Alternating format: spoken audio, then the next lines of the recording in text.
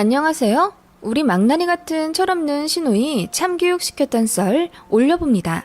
시누이는 저와 동갑이에요. 제 남편은 저보다 1살 연하이고요. 그러니까 남편의 누나죠. 셋이 나이가 비슷비슷하다 보니 남편과 연애 때부터 자주 만나 밥도 먹고 술도 먹으며 친하게 지냈던 사이였어요. 저희는 서로 편하게 이름을 불렀고 가끔은 남편 없이 둘이서 만나기도 했어요.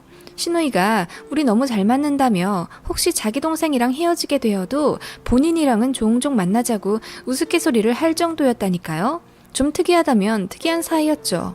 그런데 시자는 시자였는지 그 허물없이 지내던 시누이가 결혼과 동시에 돌변하더라고요. 왜 자기 동생 예물시계를 겨우 100만 원대로 해주냐며 적어도 300만 원대는 해줘야 기가 산다고 저를 달달 볶아서 화가 나서 파혼할 뻔한 적도 있고요.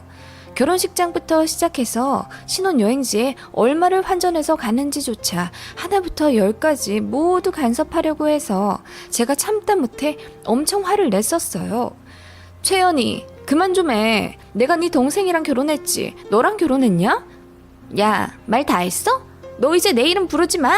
꼬박꼬박 형님이라고 불러. 그날 싸운 것을 계기로 저희는 앙숙이 되었습니다. 시댁에서 마주쳐도 살짝 목례만 하며 지나치고 진짜 필요한 말만 딱딱 하면서요. 오히려 이게 더 편하더라고요. 시누이는 친구일 땐 몰랐는데 가족이 되니까 오히려 선을 좀 긋는 게 나은 것 같았어요. 아무튼 그렇게 저희 부부가 결혼하고 시누이도 1년 뒤 결혼하게 되었어요. 그리고 둘 다 비슷비슷하게 첫 아이를 낳았죠. 제가 먼저 아들을 낳았고요. 시누이네가 반년 뒤에 딸을 낳았어요. 반년이지만 해가 바뀌어 시조카가 저희 아이보다 동생이 된 셈이죠. 저는 아이 낳고 재택근무로 노선을 바꾸어서 비교적 유연하게 일을 할 수 있게 되었어요. 그래서 수익은 반 정도 줄어 월 100에서 120만 원 정도만 겨우 벌지만 하루에 2-3시간 정도만 일을 하면 돼서 아이 키우며 생활비 벌기 딱입니다. 내 손으로 아이 키우고 싶어 제가 한 결정이에요. 사실 도움 받을 수 있는 양가 부모님도 멀리 계시고 그렇다고 낳자마자 베이비시터를 고용하거나 돌도 안 된 아이를 어린이집에 보내기엔 제 마음이 불편해서 손에 감수하고 그렇게 한 거예요. 아이는 딱 2돌 되면 어린이집에 보낼 거라고 시댁에도 얘기하곤 했죠. 듣는 시누이 표정이 묘했죠. 그때 알았어야 했는데. 저와는 반대로 반년 후에 아이를 낳은 시누이는요, 낳자마자 시어머니한테 도움을 요청하더라고요. 우리 시누이는 원래부터 손에 물 한 방울 안 묻히는 스타일이었어요. 단 한 번도 독립해본 적 없고 쭉 시댁에서 살다가 결혼해서 나온 케이스라서 30살까지 시누이 속옷 빨래도 시어머니가 해주셨다네요. 회사에 도시락 싸야 할 일이 있으면 그것 역시 시어머니 일. 어질러진 방도 시어머니 일, 모든 것을 시어머니한테 맡긴 채 나이를 먹어왔던 거죠. 물론 같이 살면 그럴 수도 있지만 시누이는 좀 많이 심한 편이었어요. 아무리 집안일을 시켜도 하기 싫다며 땡깡 부리고 집에선 정말 손 하나 까딱하지 않았다네요. 그런 시누이라 시어머니의 걱정이 이만저만이 아니었어요. 연희가 이렇게나 아무것도 못하는데 시집가서 지 남편 계란 후라이나 부쳐주면 다행이겠다. 내가 너무 못 가르치고 시집을 보낸 것 같아. 어머님, 처음부터 잘하는 사람이 어디 있어요. 하다 보면 하는 거죠. 너무 걱정 마세요. 그리고 시누이도 아주머님만큼 바쁘잖아요. 같이 해야죠. 너 같지 않아서 걱정이다. 그런 시누이가 아이를 낳고 조리원에서 3주 있다가 퇴소한 그날 밤 울고불고 시어머니에게 전화를 걸어 당장 와달라고 엉엉 울었답니다. 아주머님은 그날 야근이었고 같이 있던 산후도우미가 퇴근하여 아이와 단둘이 있게 되니 어떻게 할 줄을 모르겠다며 시어머니한테 SOS를 친 거죠. 시어머니는 시누이 집과 차로 3시간 정도 걸리는 거리인데 그 야밤에 시아버지 차를 타고 단숨에 오셨답니다. 그날부터 시누이가 시어머니를 꽉 잡고 안아준 겁니다. 혼자 애 보기 무섭다고 제발 집에 가지 마시라며 울고불고 아이가 우는데도 달래줄 생각은 않고 그저 엄마 지율이 울어 하며 시어머니를 부르고 시누이 새끼 밥도 다 시어머니가 차려주셨다고 하네요. 아기 잠도 시어머니가 재워주셨대요. 그렇다면 시누이는 뭘 했느냐? 그냥 자고 먹고 가끔 모유 유축하고 TV 보고 그랬다네요. 손목 아프다며 아이는 한번 제대로 앉지도 않고 그렇게 시어머니가 100일까지 다 키워주셨다네요, 시조카를. 시어머니 걱정은 되었지만 저는 한낱 올케이기 때문에 오지랖 부렸다간 화를 불러일으킬 것 같아서 그냥 시어머니한테 장어즙이랑 영양제 같은 거 좀 보내드리고 힘내시라고 안부 전화나 자주 드렸죠. 시누이가 출산 100일 좀 지났을 때 복직하겠다고 하더라고요. 시누이는 디자이너들의 작품을 세계에 수출하는 회사에 다니고 있고요. 외국으로 한 달에 한두 번 출장도 자주 가요. 한 번 출장 가면 무조건 4박 5일 이상을 있기 때문에 외향적이고 진취적인 시누이가 적성에 딱 맞는다며 절대 포기 못하는 회사였죠. 때문에 출산 휴가만 겨우 쓰고 자리 지키기 위해 악착같이 다시 다닌다 하더라고요. 아이 낳고도 사회에서 자기 자리 찾는 건 여성 인권을 생각해서라도 응원할 만한 일이죠. 다만 문제는 아이는 누가 키우냐인데 당연히 저희 시어머니였죠. 시누이는 정말 황당하게도 본인이 아이 낳고 사회로부터 고립된 것 같다고 이건 분명 산후 우울증이라며 회사 일을 더욱 열심히 하겠다고 했다네요. 자기 같은 인재가 아이 엄마로 집에서 썩기엔 너무 아깝다. 회사에서 당당히 일하며 사회 속에 자기 자신을 찾아가겠다나 뭐라나. 그러면 갓 태어난 아이는 어쩌고요. 환갑지나 힘드신 몸으로 육아전쟁에 뛰어드신 시어머니의 삶은요? 이해가 안 갔죠. 그럴 거면 아이를 낳지 말았어야 하는 거 아닌가요? 아무튼 그렇게 본인의 아이를 시어머니한테 맡긴 채 시누이는 거의 회사에서 살았고 출장도 엄청 자주 갔어요. 아주버님도 일 때문에 바빠 집에 자주 못 들어왔다는데 제 생각엔 집에 가면 장모님이 계시니 불편해서 잘 안 들어간 게 아닐까 싶어요. 뭐 그냥 제 추측일 뿐. 그럼 어떻게 되겠어요? 그냥 시어머님이 시누이 아이를 도맡아 키우게 되신 거예요. 시어머님 나이는 환갑이 넘으셨어요. 어머님 방도 제대로 안 갖추고 잘 안 쓰는 서재 한 구석에 작은 매트리스 하나 놓아드렸다는데 그럼 뭐예요? 아기랑 24시간 붙어 있으셔서 편히 쉬지도 못하시는데요. 게다가 어머님이 사시는 동네도 아니라 아는 사람도 없고요. 어머님은 그저 마트나 공원 정도만 아기와 산책하시는 게 다였죠. 시누이와 아주버님은 아침 일찍 나가서 저녁 늦게 들어와 아기 얼굴만 잠깐 봤고 그나마도 들어오면 다행이었어요. 시누이는 한국에 거의 없다고 볼 정도로 출장을 자주 갔고 그냥 시어머님이 아이를 다 키우셨습니다. 옵션으로 시누이네 집안일까지도 다 하셨죠. 1년 가까이요. 시어머님이 너무 걱정되어서 저희 부부가 자주 찾아뵀었어요. 그런데 뵈러 갈 때마다 시어머님이 살이 너무 빠져 있으시고 표정도 점점 어두워지셔서 제가 다 마음이 안 좋더라고요.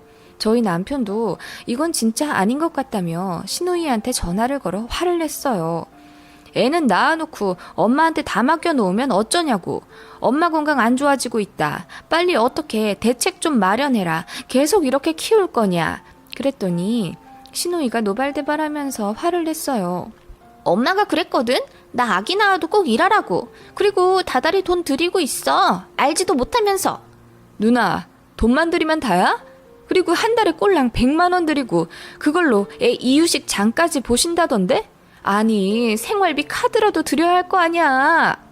엄마가 괜찮대서 그 정도도 겨우 쥐어드린 거야. 그리고 엄마가 손주한테 쓰는 돈인데 네가 뭔 상관이야 대체? 하고 끊어버리는 시누이. 저도 아이 키우는 입장이지만 이건 정말 레전드 무개념이다 싶었죠. 시누이가 철이 없는 건 알았지만 이 정도로 개념 없었나 싶었어요. 답답해서 시어머니께 말씀드렸죠. 어머님, 지율이 돌되면 어린이집 보내고 시누이가 알아서 등하원 도우미를 쓰든지 본인 일을 줄이든지 하라고 하세요. 왜 어머님 몸을 축내서 손주를 키우세요? 아니, 걔가 어린이집은 무조건 2돌 지나 보내야 한다고 책에도 나와 있고 인터넷에도 있다고 하면서 지율이 24개월까지만 좀 봐달래. 말이 24개월이지 어머님. 2년 내내 이러시면 관절이고 뼈고 다 망가지세요. 가뜩이나 몸도 약하시잖아요. 그것도 그렇고 지율이도 나를 지 엄마보다 더 따르니 내가 눈에 밟혀서 그래. 답답했습니다. 이렇게 나이 많으신 어머님께 아이 맡겨놓고 어린이집도 못 보내게 하다니요. 그날 저녁까지 시누이 집에서 시누이를 기다렸어요. 8시쯤 되자 귀가한 시누이가 저희를 보고 놀라더라고요. 형님, 이런 말 오지랖인 거 아는데요. 지훈이 곧 돌인데 어린이집 보내시죠? 어머님 보기 안쓰러워서 제가 다 미치겠어요. 뭐? 시누이한테 말이 짧다? 그리고 너는 네 아들 두 돌까지 끼고 있겠다면서 우리 지훈이는 왜 돌 되자마자 보내야 하는데? 그야 형님이랑 저랑 상황이 다르잖아요. 주 양육자가 몸이 아프거나 육아가 버겁다면 당연히 기간 도움 받아야죠. 언성이 높아지자 남편이 아이들을 데리고 밖으로 나갔고 그렇게 저희는 시어머님의 황혼 육아 문제로 또 한 번 크게 싸우게 되었습니다.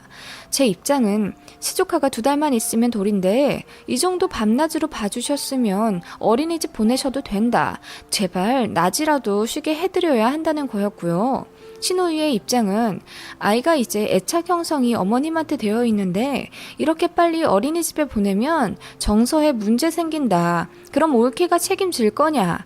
너도 2돌까지 키운댔으면서 왜 나는 안 되냐? 나도 아이는 무조건 24개월까지 어머님이 키우게 할 거다. 였습니다. 옆에서 시어머님은 그저 아무 말 없이 고개를 숙이셨죠. 그러다 한마디 하시더라고요. 연희야, 내 가끔 낮에 병원 갈 시간 정도는 좀 다오. 병원? 엄마 어디 아파? 시누이가 동그래진 눈으로 반문하자 시어머님께서 갑자기 흐느끼시며 말씀하셨어요. 며느리 말이 다 틀린 건 아니야. 지율이는 점점 커가는데 내 체력은 벅차고 네가 TV도 틀어주면 안 된다고 해서 하루 종일 애하고만 상대를 하다 보니 내가 말이야 정신이 점점 산으로 가는 것 같아. 그냥 툭 건들면 눈물 나고 아는 사람도 하나 없이 너무 힘이 든다. 아무래도 우울증 같은데 약이라도 먹으면 좀 낫다던데. 어머님 왜 진작 말씀 안 하셨어요? 내가 집에 간다는 게 아니라 그래 네 말대로 지율이 24개월까지 보긴 볼 건데 약이라도 먹어가며 보면 좀 수월하지 않을까 싶어서. 어머님 우울증 약까지 먹어가며 황혼 육아한다는 게 말이 되세요?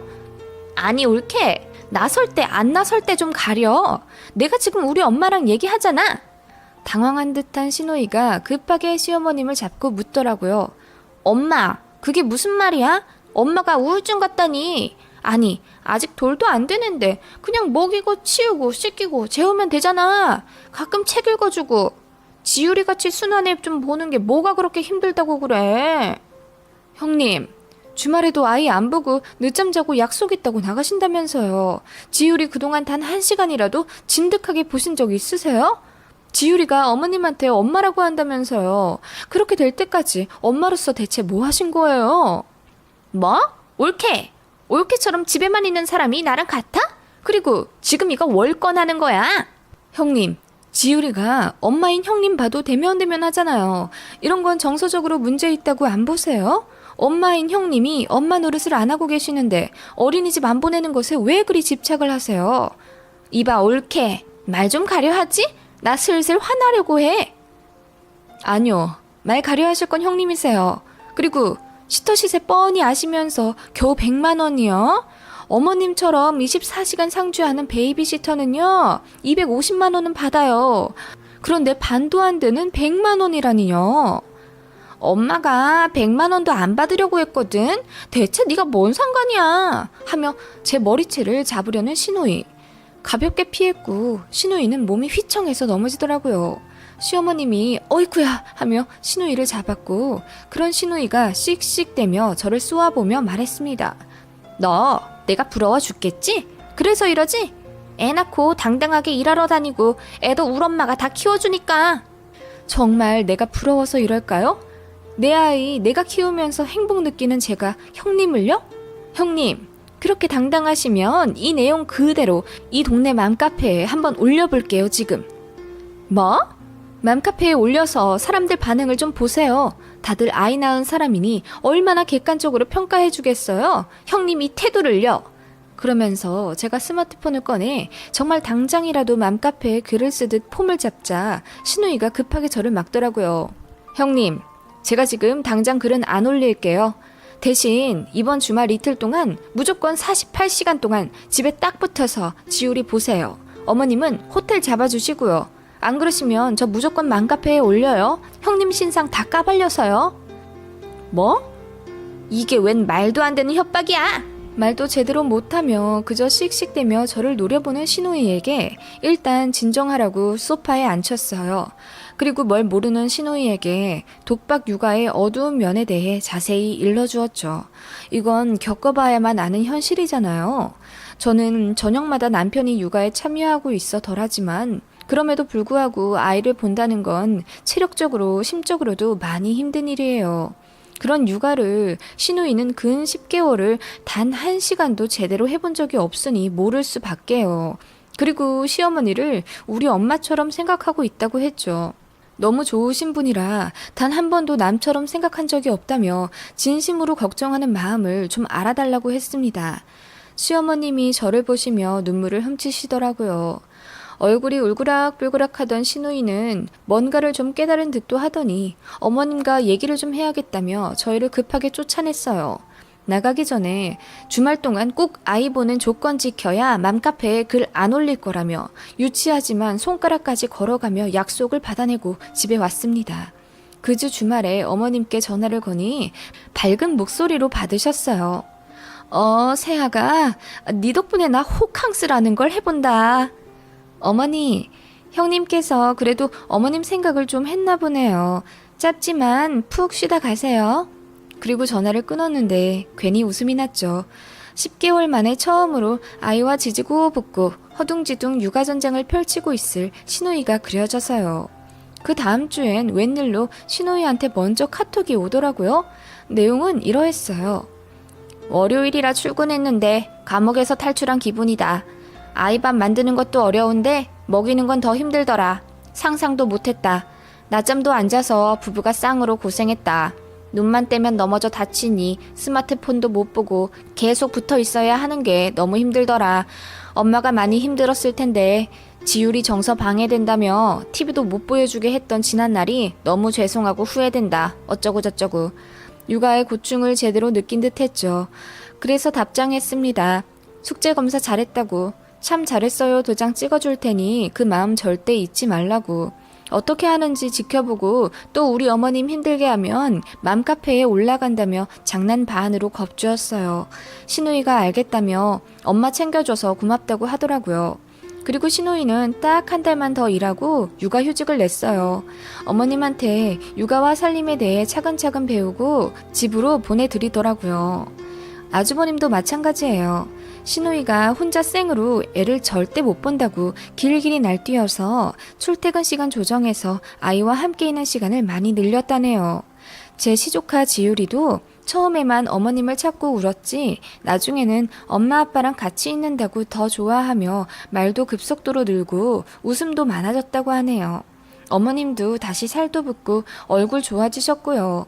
역시 사람은 뭐든지 겪어봐야 아는 것 같아요.